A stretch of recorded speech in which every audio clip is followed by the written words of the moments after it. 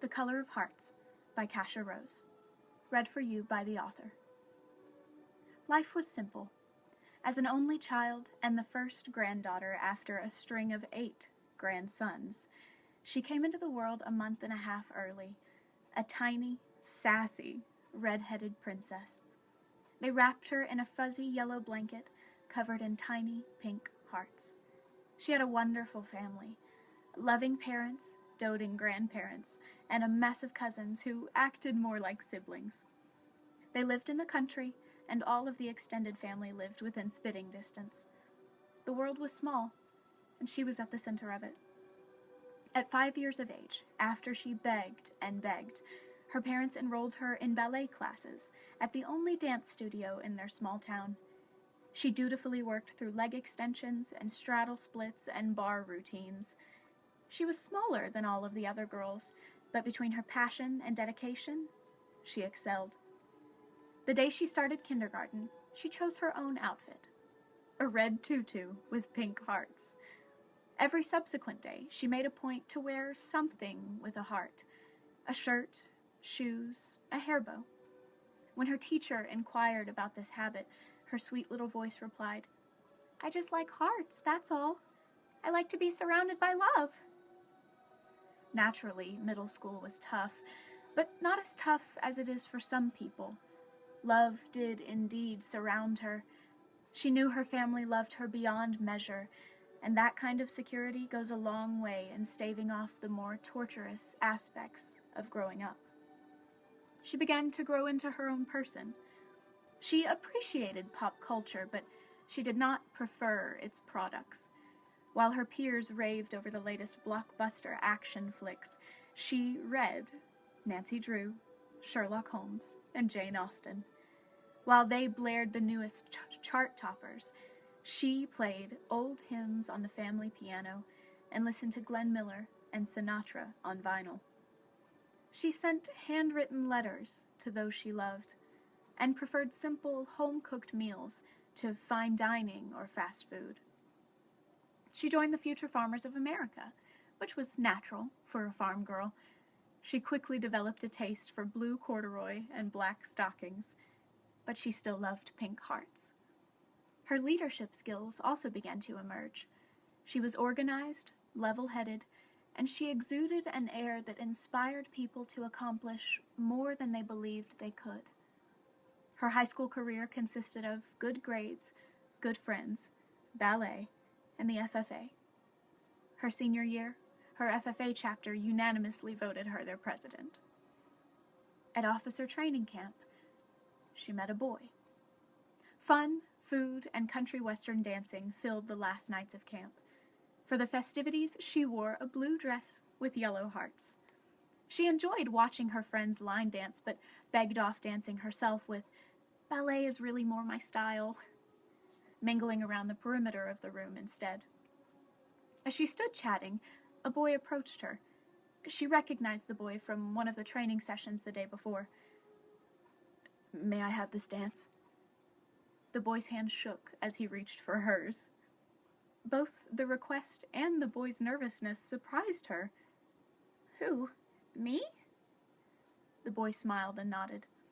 She placed her dainty hand in the boy's large one and found herself quite literally swept off her feet. When the boy discovered she had never learned, he taught her to two-step. "Keep your feet on the ground." I can't. I'm a ballerina. I don't know how." But the boy proved himself a determined teacher, and she a fast learner. They danced a few sets, and she fancied herself in love. She came home from camp, proclaiming that she had found her Mr. Darcy. This reference was lost on her father and her cousins, but her mother grasped the significance and waited to see where this first major romance would lead. She pursued the relationship. He returned her attention and affection. Things appeared to be going along swimmingly, but she always felt as though something was off. He would say things, just little things, that were thrown casually into conversation, but made her feel positively degraded. The boy's demeaning ways worsened, and she mentioned her hurt. The boy brushed her off. After weeks of being made to feel small, the girl's heart was weary. Finally, she confronted the boy with new resolve. "What's the big deal?" The boy was oblivious. She sighed.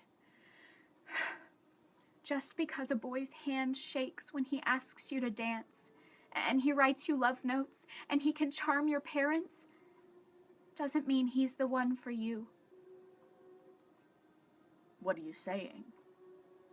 "Real life doesn't work like a Jane Austen novel, does it? Sunshine and roses and vows of undying love and happily ever afters. They don't exist, do they? Not really." The way she saw it, life was black and white, and so were hearts. She had come to realize that the boy's heart was black. She supposed he hadn't always been this way. She figured he had grown into a creature, conniving and exceedingly insensitive. She knew that the boy must be hurting, but that didn't give him a right to hurt her. The boy crooned, "You know you'll always be mine." That was the last straw. The boy stepped closer and brought his hand up to touch her face. She brought her foot down on his, hard. "How's that for keeping my feet on the ground?" Directly after graduating high school, she left her small town, her family, and that boy from the dance. She didn't look back. She went to university for an agricultural science degree in environmental and social sustainability. She left with new stationery with heart-covered paper, her books, her vinyl collection, and a resolution to never again give away her heart. She came home with most of those, and a man, not a boy, who had caused her to rescind her resolution. This young man never demeaned or degraded her. He was always encouraging. He was respectful and kind and attentive. He always urged her to pursue her dreams, to spread her wings and fly. He never suggested that she keep her feet on the ground. Some said his heart was red, white, and blue. She knew the young man's dreams involved serving in the military. She didn't love that idea, but she loved him. "I have to go," he told her. "I know." "I'll come back, I promise." "I know." "And you'll wait for me?" "Wait for what? I'll write you all the time." "On the paper with the pink hearts?" "On the paper with the pink hearts." A thought occurred to her. "Oh, will they laugh at you?" "Let them laugh." He joined the army. He went to war. They sent him to the Middle East, which was public knowledge, and then to somewhere in the heart of Africa, which was not. He came home with every single letter she had written. He came home with scars, stories he had no desire to tell, and the Secretary of the Army Award for Valor, among other commendations. When he stepped out of the small plane, they tangled up in each other's arms and held on as if they would never let go. Neither wanted to break away first. He was relishing in having her in his arms again. She had her ear pressed to his chest hard, listening intently to his heartbeat, reminding herself that he was real, he was here, he was alive. She felt something cold on her cheek. Pinned above his beating red heart hung a purple one. They both found jobs and lived about 15 minutes away from each other. One day in the park near her apartment, he went down on one knee. "Would you do me the extreme honor of spending the rest of your life with me?" she cried. His eyes did mist over. "So?" he asked. "I can't." She ran all the way home. She didn't have much sleep that night. She did quite a lot of thinking, and more crying. She came to the conclusion that he was not Mr. Darcy, nor Mr. Wickham. He was not Mr. Knightley, Ned Nickerson, Sherlock Holmes, John Watson, or any other fictional man for whom she had fallen as she read. He was himself, and with all of his flaws and quirks and lovability. He was absolutely, imperfectly, irrevocably unique. He was not a complicated man. He had 3 loves: his God, her, and his country. That day, she realized 4 things. 1. He was real, unlike Mr. Darcy and the rest. 2. He was flawed, and though he would always make mistakes. 3. He would always love her, despite her insecurity and her own flaws. 4. And most importantly, he was not the boy from the dance. They were 2 entirely separate people. He would not hurt her in the way that the boy had, because his heart was not the same crusted over black that the boy's had been. The next morning, she pulled on her coat and was at his apartment before the sun had risen. Before he had opened the door fully, she said, "Yes." "Yes?" He barely dared to hope. "Yes, I would be so incredibly happy to spend the rest of my life by your side." They again held on to each other. This time, they both relished in the knowledge that this was where they were meant to be for the remainder of their days. The wedding was beautiful.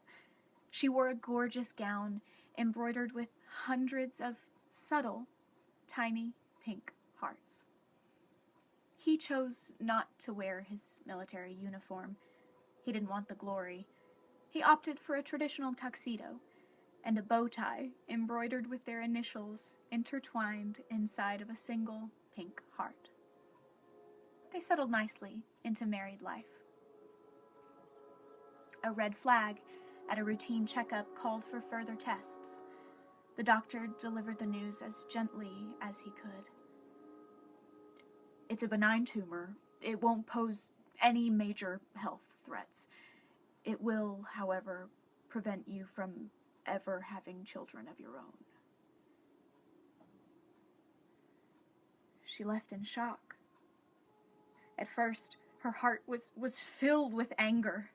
Anger at God because maybe it was his fault, and then anger at herself because maybe it was her fault.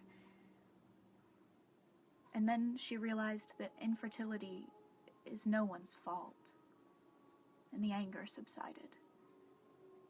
Her heart felt gray, not burnt and black like the boys from the dance, just drained. She knew she would certainly survive, but she wasn't quite sure how she would live. "Hun?" "What's wrong?" He knew there was something from the look on her face. She didn't have to say a word. He held her. They both cried. A few months later, they began to talk about adoption. She wanted to adopt internationally. "You told me, when you got back from your deployments, that the color of a person's skin didn't matter. You said all hearts are the same color. Well, I want white babies and black babies and Asian and Middle Eastern and hun, I just want to take care of them all." "Sweetheart," he reminded her, "there's an abundance of kids who need loving homes right here, from all different ethnic backgrounds. Why don't we adopt locally? We can have a rainbow of kids and never leave the state." That's what you want, right? Hun, the world is huge, and I haven't seen much of it. He remained quiet. You don't want to go back, do you? You don't want to go back to Africa? No. His voice was deep and sad, full of memories. I've seen things. His chin had fallen to his chest. She raised it gently. I know, and I want to see them too. Believe me, you don't. But I need to. They set out to tour an orphanage. For the people in this country, life was short and full of trouble. Their hearts broke for these people, and not just the children. The couple knew they would never be the same. They knew they could never again be satisfied in their old life. So they laid it down. With the money they had saved and with the help of lots of friends, the couple began a foundation to improve orphanages and to teach sustainable agriculture and English classes so that the children would be well provided for. The first orphanage in which they lived and worked was tiny, but it impacted them in an enormous way. She became the red-headed, pale-skinned mama of 15 dark-skinned babies that she loved beyond comprehension. He was their papa bear, their protector. They would say, "See you soon," but never goodbye, and move on to make the next orphanage better for more little ones. They spanned continents. The moves were tough, but he knew, as did she, that they were doing exactly what they had been made to do. It was a good life. They thrived even as they lived in the midst of poverty.